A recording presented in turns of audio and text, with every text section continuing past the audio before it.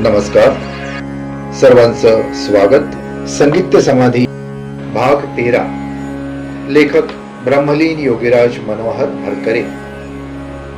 पिंडाची शुद्धी अर्थात शरीर शुद्धी, राग गायन आणि चंद्रनाडी सूर्यनाडी.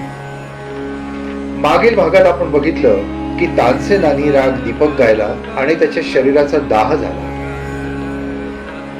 तानसेनाच्या शरीराचा दाह का झाला याचं उत्तर योग साधनेमध्ये आहे.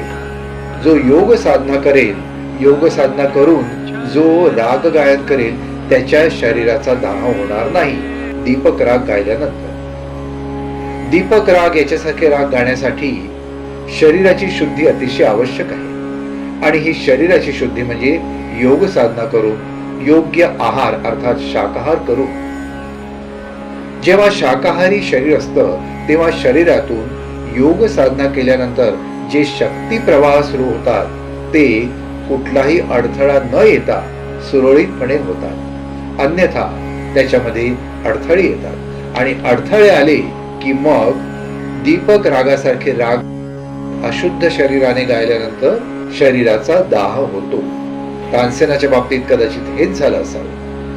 राजा विक्रमादित्याने सुद्धा दीपक राग गायला होता, पण त्याच्या शरीराचा दाह झाला नाही, कारण त्याचं शरीर शुद्ध शाकाहारी शरीर होतं. लेखकाच्या मते दीपक राग 3 प्रकारचा आहे.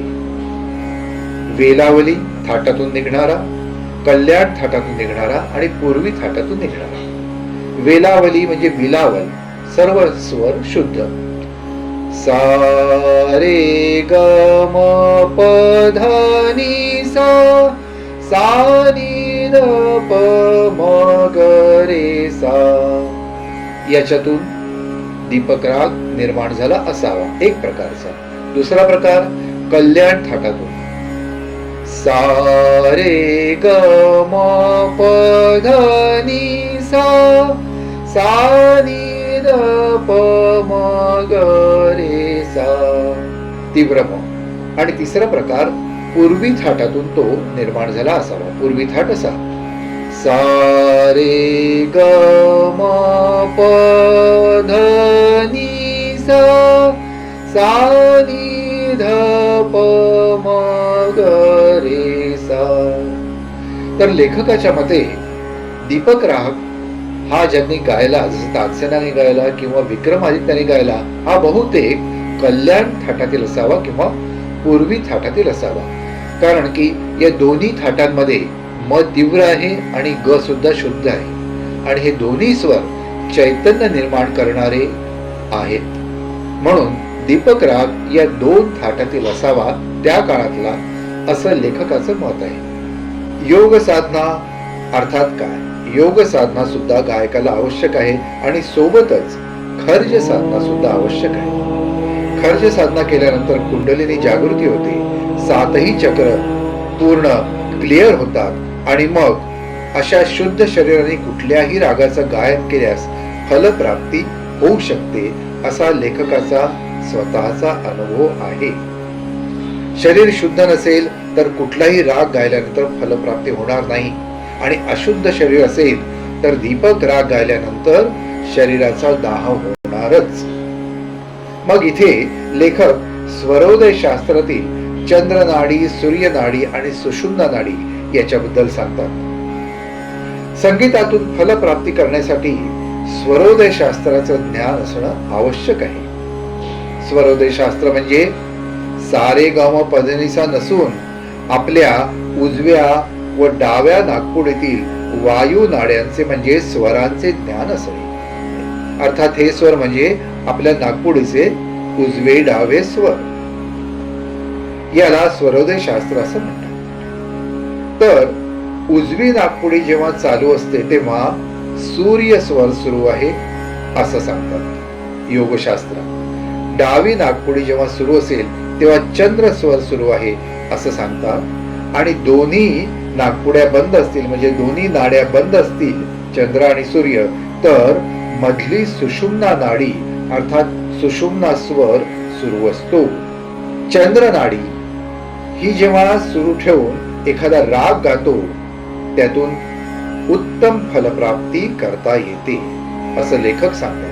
कारण की त्यांचा तो अनुभव आहे. जसं मेघ मल्हार गायल्यानंतर पाऊस पडेलच जर चंद्रनाडी सुरू ठेवून मेघ मल्हार जर गायक गायलं तर. आणि मग सूर्य नाडीतून कशा पद्धतीचं गायन करून कसं फलित प्राप्त करता येईल याबद्दल लेखक सांगतात की सूर्य नाडीतून जर शुद्ध शरीराने दीपक राग गायला तर निश्चितपणे सर्वत्र दीप लागू शकतील. आणि म्हणून गायकाला योग साधना आणि नाड्यांचा अभ्यास असणं अतिशय आवश्यक आहे. ज्याला गानयोग प्राप्त करायचं आहे आणि गानयोगाचं ज्ञान प्राप्त करायचं आहे आणि गानयोगातून काही फलप्राप्ती करायची आहे त्या गायकाला अगदी आवश्यक आहे की या नाड्यांचं ज्ञान आवश्यक असणं. आणि यासाठी रोज याचा सराव करावा लागतो. सकाळी उठून लोम अनुलोम प्राणायाम करावा लागतो, योग साधना करावी लागते, दीर्घ श्वसन करावं लागतं. तर या सगळ्या पद्धती कराव्या लागतात. तेव्हा कुठे त्या त्या रागातून फलप्राप्ती आपल्याला मिळू शकते. लेखकांनी उदाहरणासहित या पुस्तकात ते सांगितलेलं आहे.